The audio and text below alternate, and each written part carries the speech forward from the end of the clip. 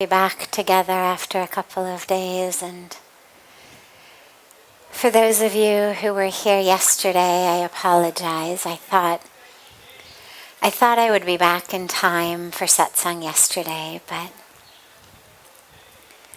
unfortunately it wasn't in the divine plan, as we say. But I'm so happy to be back with you all tonight. And we start, as usual, with a question that's come in advance from our beautiful global family. And then I'll open it up to any questions that anyone here might have.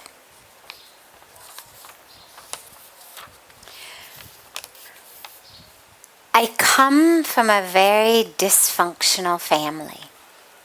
Every discussion turns into an argument. Most of us don't even talk to each other, even when we are standing just a few feet away. What can we do? What can I do to try to bridge the gaps between us? So first of all, I know we're given these labels, and especially in the world of psychology these days, everything is about labels. But I would really try to avoid using them, because you see, the minute we say, I come from a dysfunctional family, I've already put a label on it. I've already named it for what it is. And I've essentially removed any possibility that this family could be anything else. Yes, families have issues because families are made up of people. People have issues. You put a bunch of people together, especially under one roof, especially dependent upon each other. And those issues are going to interweave and intertwine and cause challenges. Sometimes in families the challenges are less because the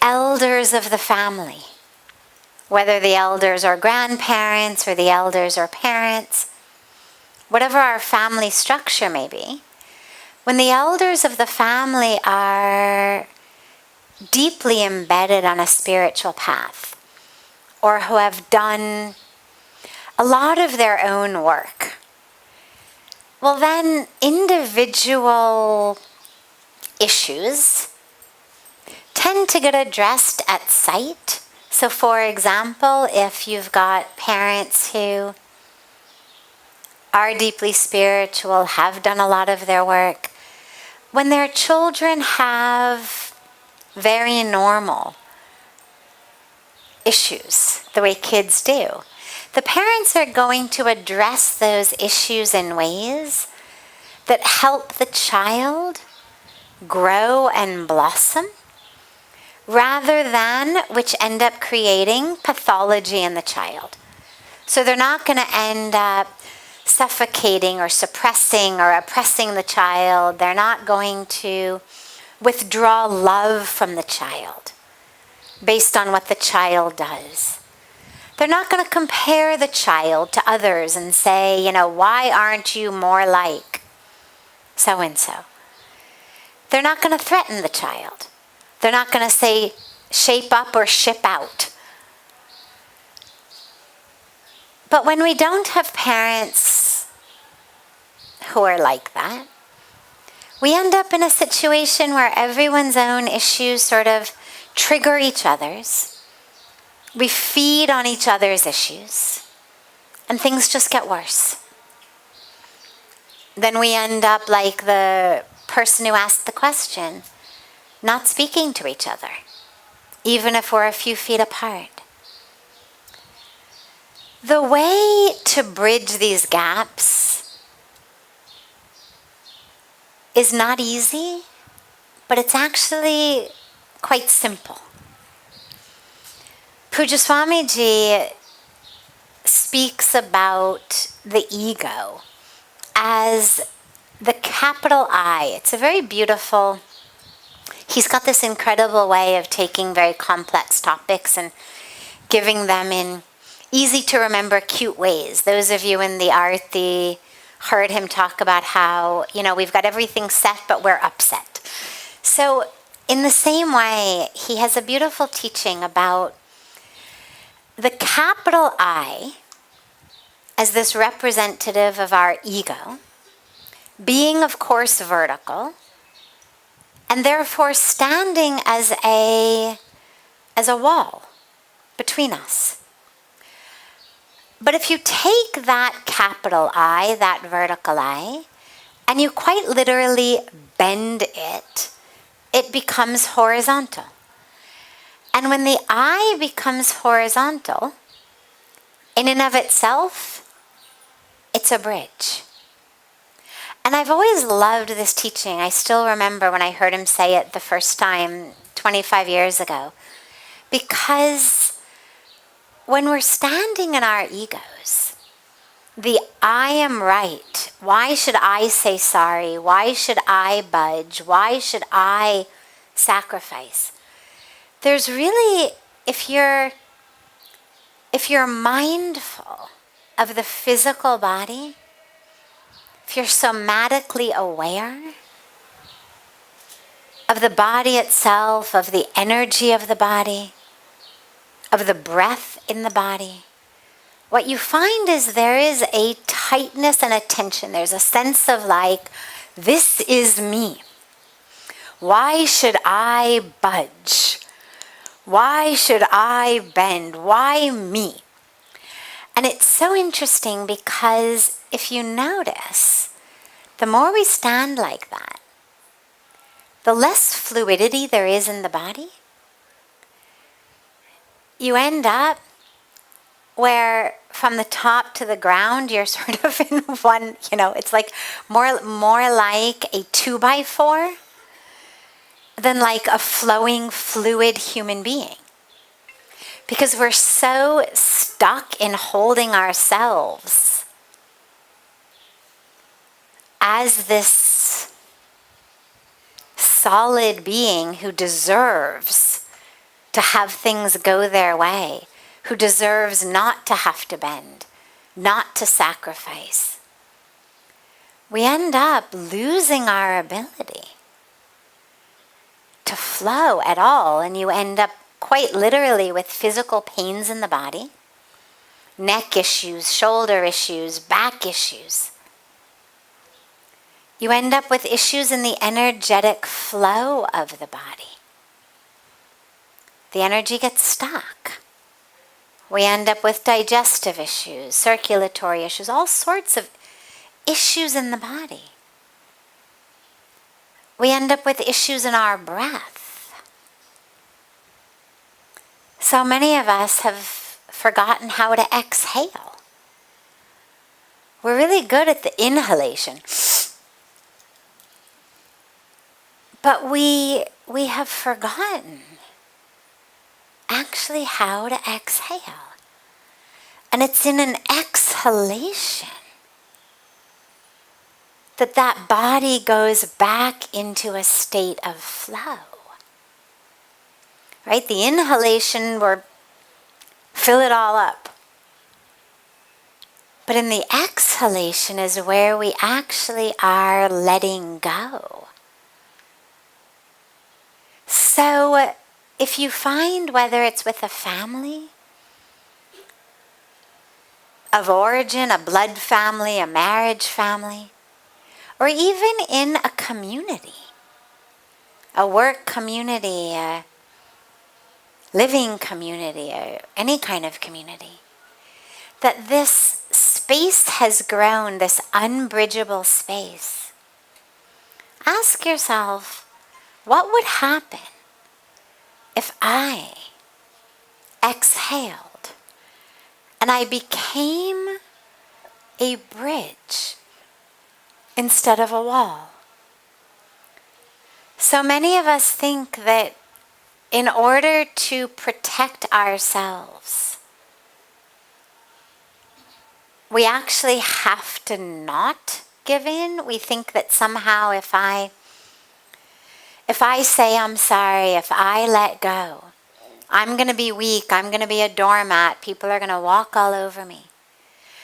And it's one of the greatest and most tragic myths. Letting go is strong, not weak. Because what it means is, I've got enough inner strength that I don't need to hold on to what restaurant we're going to eat at, how you load the dishwasher, how you dress, how you act, how you speak to me, in order to have strength. That my strength doesn't need to come from being right. My strength doesn't need to come from pushing away at the world. I've got enough inner strength that, you know what? We can load the dishwasher your way, and I'm still strong. We can go to your choice of restaurant, and I'm still strong. We can do things your way, and I'm still strong. Like, I don't need that. I don't need to win this fight in order to have self-esteem. You know, people say sometimes, well, how do I maintain my self-respect if I'm always giving in? As though somehow myself is separate from you. As though somehow my self-respect comes from pushing you away. My self-respect isn't about that I was right, about how long it was going to take us to get from point A to point B, or that I was right about this thing or that thing. My self-respect comes from knowing that self.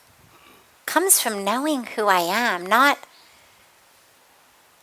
in relation to you, not as the one who beat you or the one who showed you. Self-respect is never that which we get in contrast to another being. Anyone who feels self-respect because I did better than you, that's cheap. That's really cheap, and it doesn't last. It's not real. Self-respect isn't about I beat you. Self-respect is about who I am as a being is divine. I can feel that presence of the divine in me. I can feel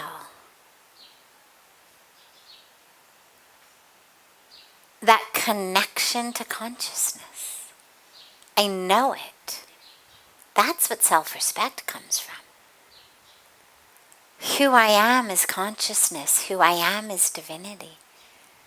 Who I am is love. That's what it comes from. It's not about what grade I got on the exam or, what I'm doing in the office place. It's about that core of who I am, and it's about knowing that each and every day I'm doing the best I can. I'm living in alignment with dharma as best as I can. Whatever dharma means to me. Living in alignment with honesty, integrity, compassion, generosity, caring, truth. I'm living in alignment with it as best as I can. That's what it comes from. So don't think that you need to be a wall instead of a bridge in order to maintain your self-respect. if you can be a bridge, you're doing God's work on earth. You are uniting. To unite is yoga. What you're doing is yoga. Normally when we talk about yoga and union, we talk about the union of my breath to my body, my mind to my muscles, my individual self to the divine self. But if you can use your life to actually be a bridge that brings union to others, what a beautiful yoga. This is why we bend. It's why we bend, we bow. When we bow, we bend. The highest form of respect is what we call Dandavat Pranam. Literally lying on the ground. Why? No guru worth their salt cares that you're lying on the ground. It's not that the real gurus are waiting for you to lie on the ground in front of them. It's not that God loves you more if you're lying on the ground. We lie on the ground to offer that ego up, to surrender it, in the awareness that you can bless me, grace me, teach me, show me. Only when there's some flexibility in my life. There's a beautiful saying in Hindi that says, Jukta to wo hai, jisme jaan hote hai. Akkad to murde, pehchan hote hai. And it means the one who bends is the one who is alive. The only thing that is rigid and non-bendable is a corpse. And so if you bend, know that you're alive. If you can't bend, there may be breath in your lungs, but you're essentially a corpse. So yeah, bend your ego and be that bridge for the family. Be the one. You know, there's that beautiful story. I won't go into the details now because I wanted to be able to take some other questions, but there's the beautiful story of the churning of the ocean, right? The manthan between the beings of good and the beings of evil. Right, the Devtas and the Asuras. And they're churning the ocean for this nectar of immortality. But what comes up first? Poison. And of course, if the poison isn't taken, they can't keep churning. The poison has to be dealt with before they can keep churning. But obviously no one wants to go near the poison. So they go to Bhagawan Shiva. Do something. Help us. You are Mahadev. Help us. And so Bhagawan Shiv drinks that poison, not swallowing it though, so that it does not destroy the universe within, but also not spitting it out so it doesn't destroy the universe outside. And it's such a beautiful teaching for actually what our families, both our nuclear or extended families, as well as the greater family, needs from us. To be that one who is prepared to bend their ego, to become the bridge, to drink the poison knowing it's not going to kill me. I don't have to swallow it. I don't have to let it fester inside of me and kill me. But I also don't have to spit it out on all of you. There's actually a third option. And this is where it said that Bhagawan Shiv, after drinking the poison, came here to these Himalayas and sat and meditated. It's a beautiful mandir just a little bit up in the mountains from us called Nilkand, which means blue throat. And it said that that's where he came after he drank the poison and held it in his throat to come and meditate. So you can bridge those gaps by being the one to be humble, by being the one to say, I'm sorry if the family's not speaking to each other. Be the one to speak first. They're not speaking to you, okay. But you can speak to them.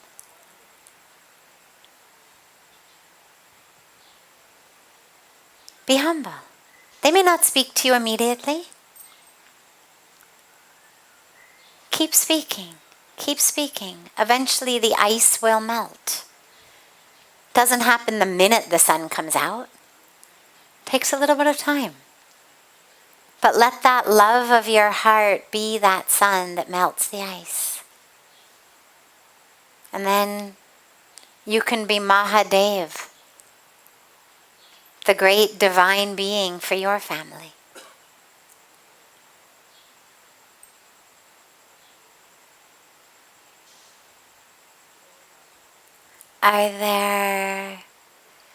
Are there any questions that anyone here may have?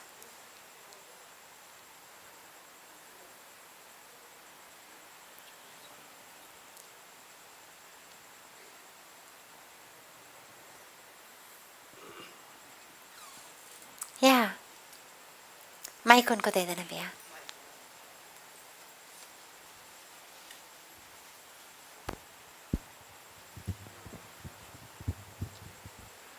Thank you so much for this beautiful lecture. I think it has been a while for me to attend this kind of a class. One question I have, which always keeps in my mind, is about, you talk about the dharma, right? Dharma of a human being. Now, I also believe and understand that dharma is to kind of completely surrender to that Supreme Personality. But how to tame our mind, how to be on that track consistently, convincing your mind that, yes, that's your ultimate goal, that's your dharma, and be completely aligned to it, because mind doesn't allow you to do that, right? Mind is like a monkey. Beautiful. So you can't convince your mind of anything.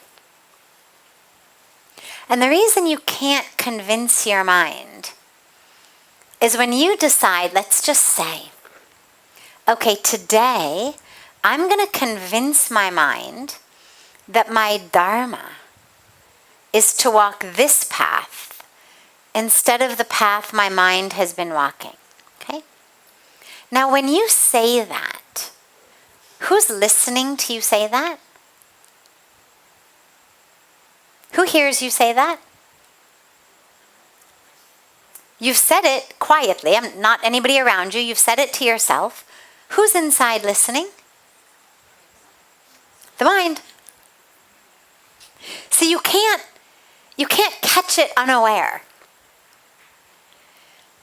It would be like if you and your wife, if you're married, were saying, okay, today is the day we're going to convince Jimmy that he's not allowed to have any more sugar because it's really bad for him. Today is the day.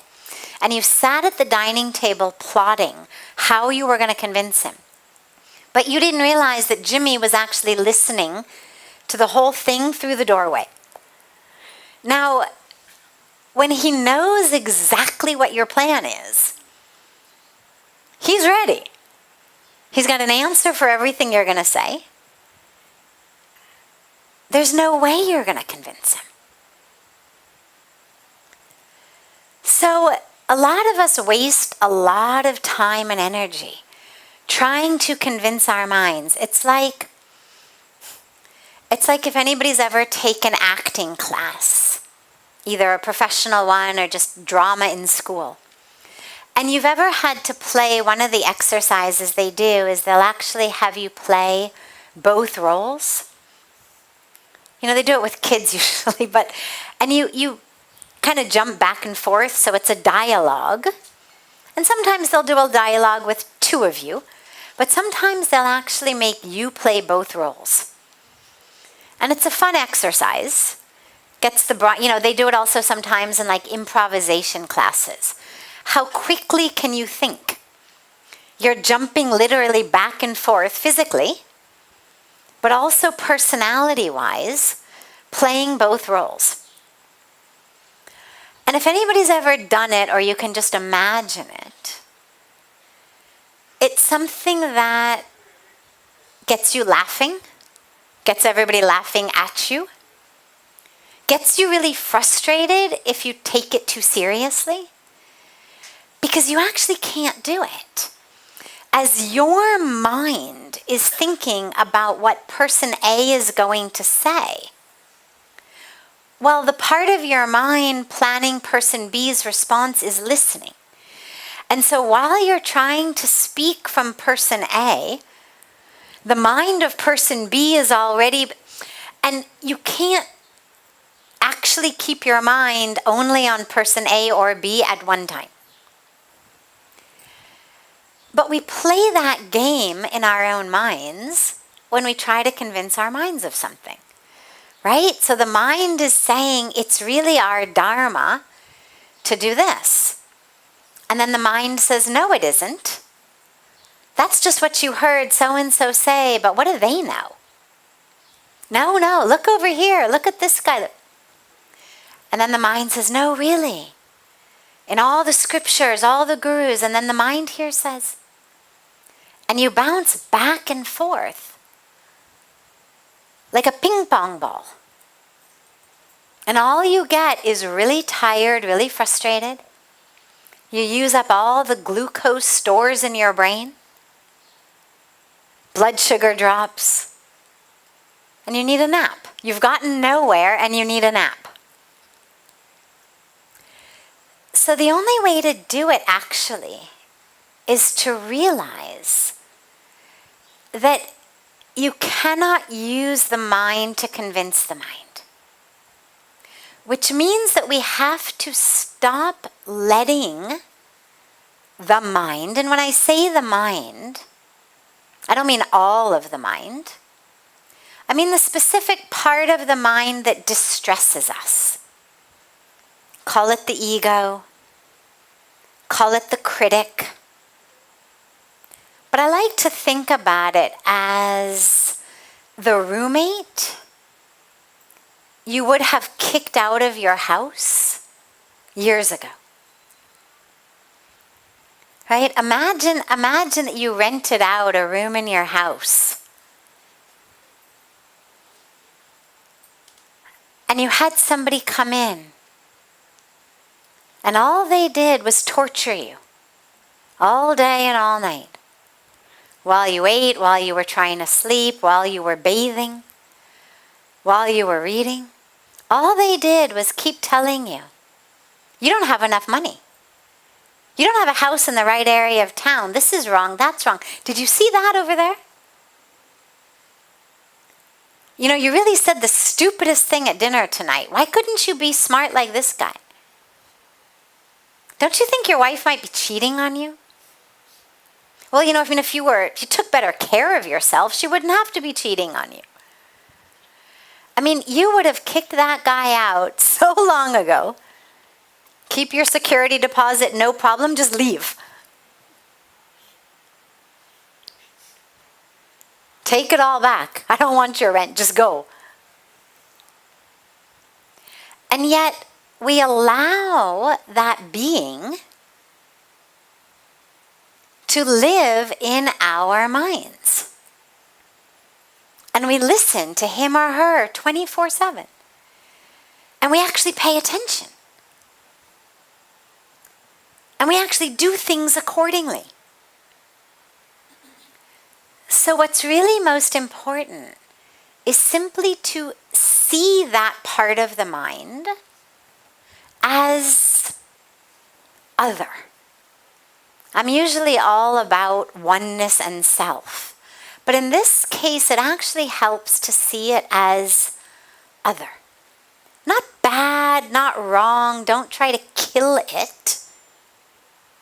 It's not about murdering your roommate, but it's about seeing it as separate from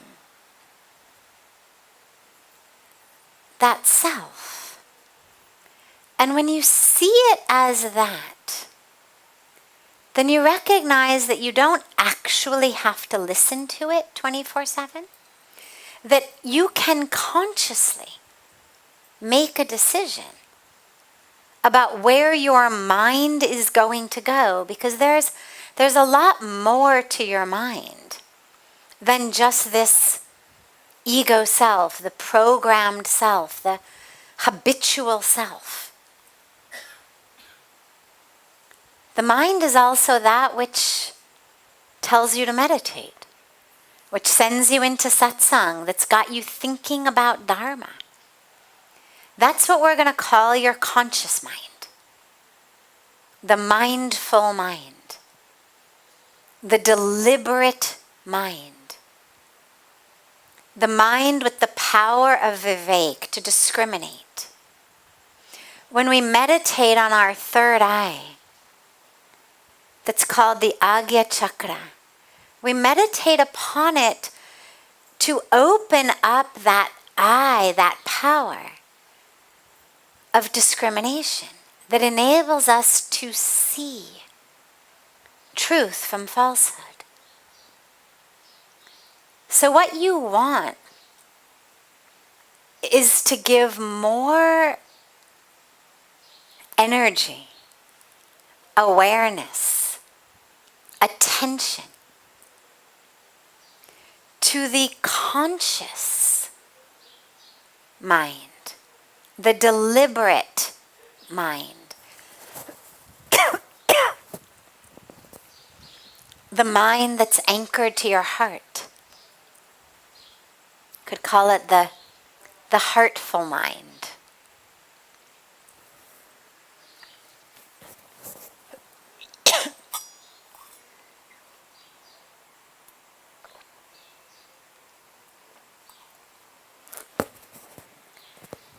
And to give less attention, less time to that unconscious, subconscious rambling that's trying to take you astray.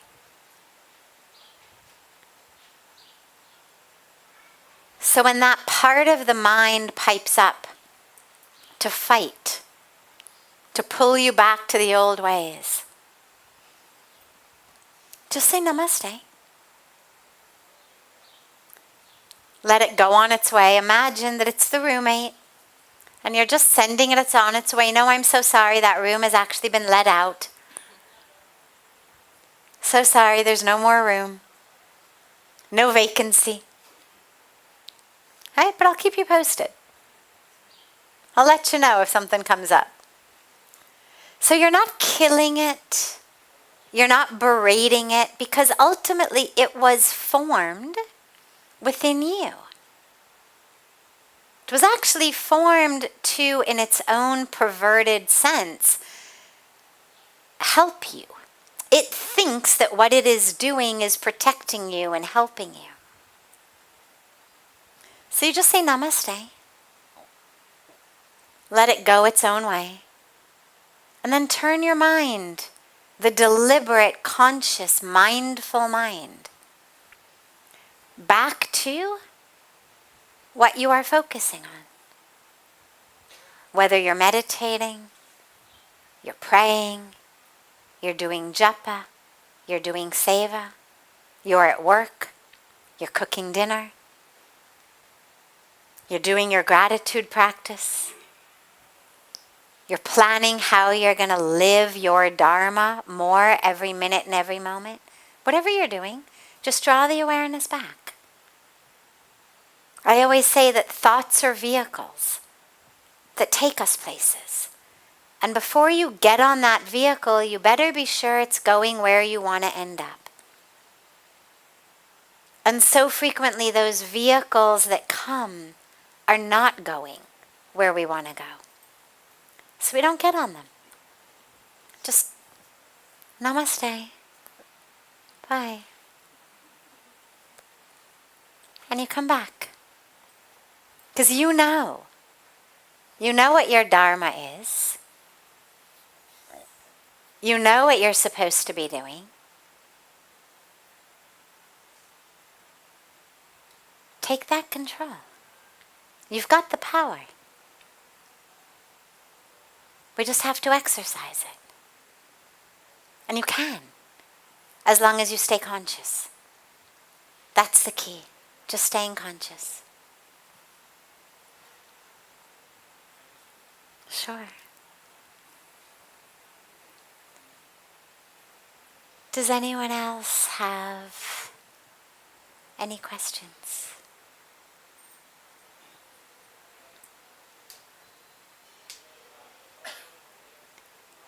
Beautiful. Well, have a beautiful, beautiful rest of your evening. A beautiful morning and day to our family joining us online from all over the world. And if you did have a question but you feel shy to ask it publicly, you can speak with Sevanandaji after the satsang, and he will get it written down on the list of questions that come to me in advance, and we can take it, or between now and tomorrow evening you can work up the courage to ask it, because as I always say, whatever question you have, inevitably you're asking it on behalf of everyone. So I look so forward to seeing you all tomorrow. Have a beautiful, beautiful night.